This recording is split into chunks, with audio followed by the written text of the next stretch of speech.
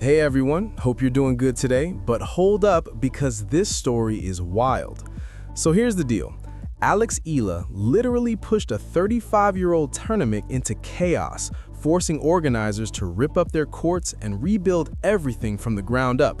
And listen to this, the Women's Tennis Association still seems unsure how to respond.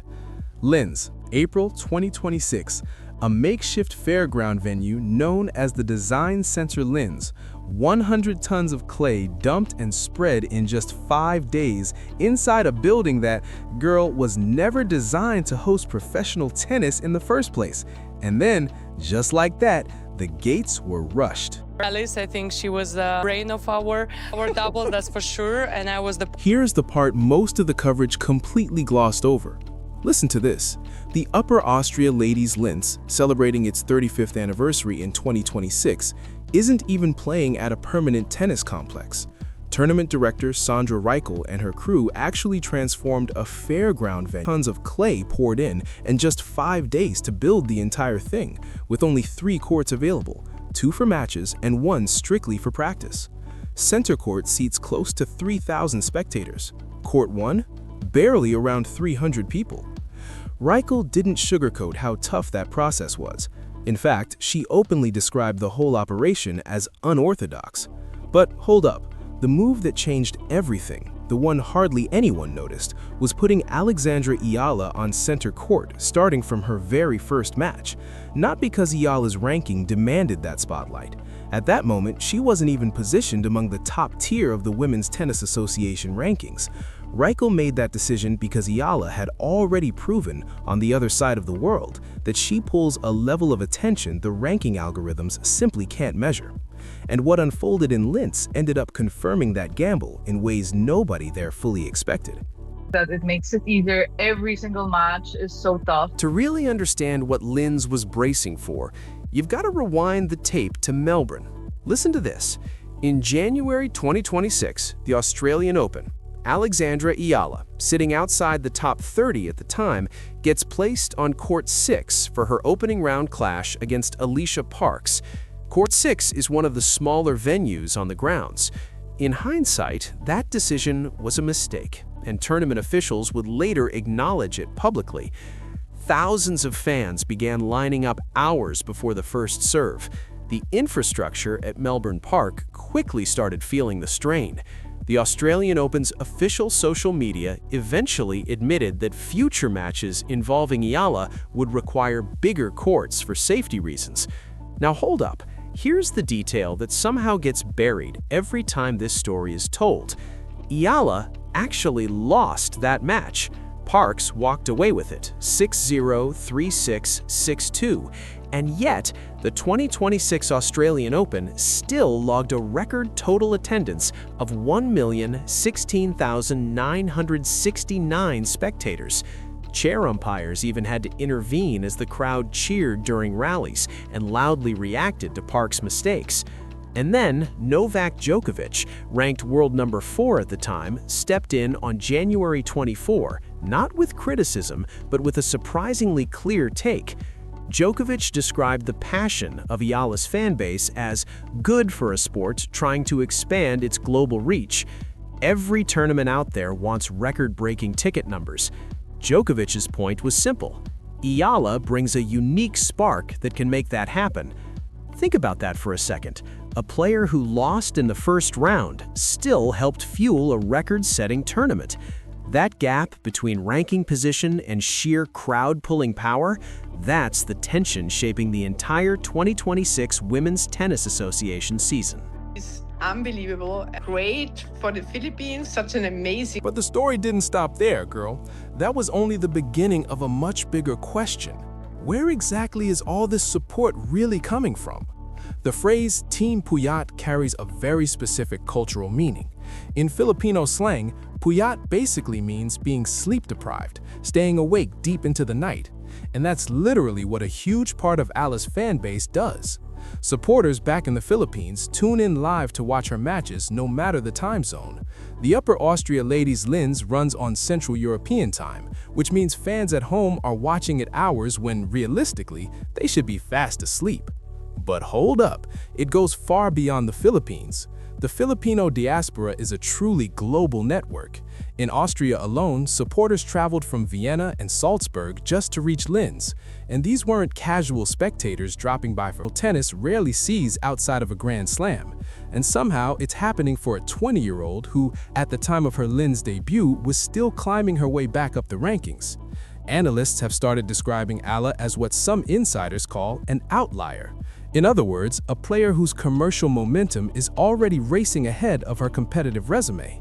Industry chatter in the source material even suggests her potential contract value could reach $50 million before she wins a single Grand Slam.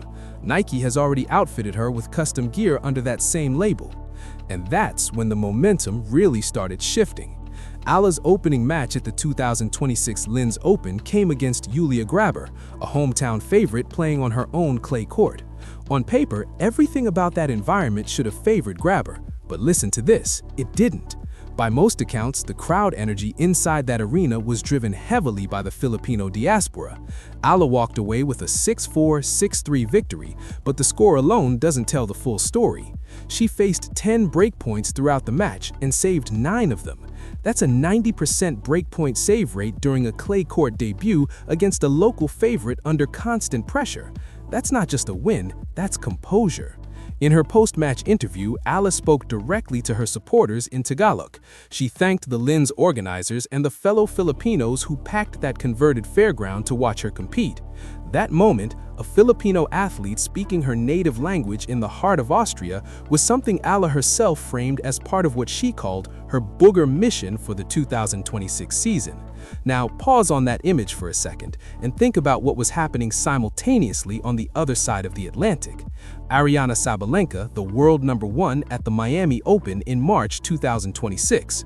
Sabalenka defeated Jelena Rybakina in the semifinals and advanced to face Coco Gauff in the final. That final sold out completely, 16,830 seats.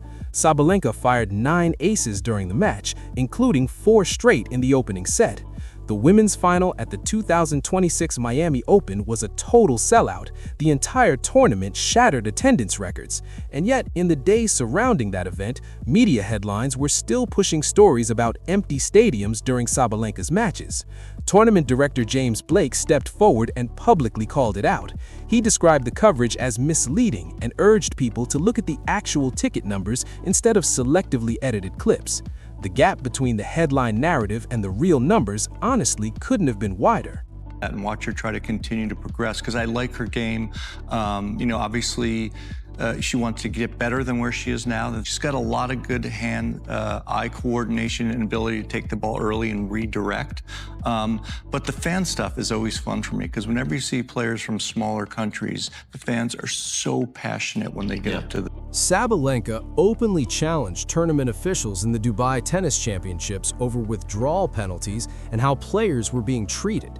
By March 7th, reports confirmed the creation of a formal player task force inside the Women's Tennis Association. Then, by April 1, 21 of the world's top-ranked women had signed a formal grievance letter addressed directly to WTA leadership. 21 elite athletes, 1 documented complaint, and a system suddenly under serious scrutiny. The letter highlighted 3 main failures. First, infrastructure problems date back to the criticized conditions at the 2023 WTA Finals in Cancun. Second, ongoing scheduling conflicts during combined ATP-WTA. Even after the WTA secured a reported $400 million revenue increase over the next decade, players, led publicly by Sabalenka, argued that the distribution structure itself remained fundamentally flawed.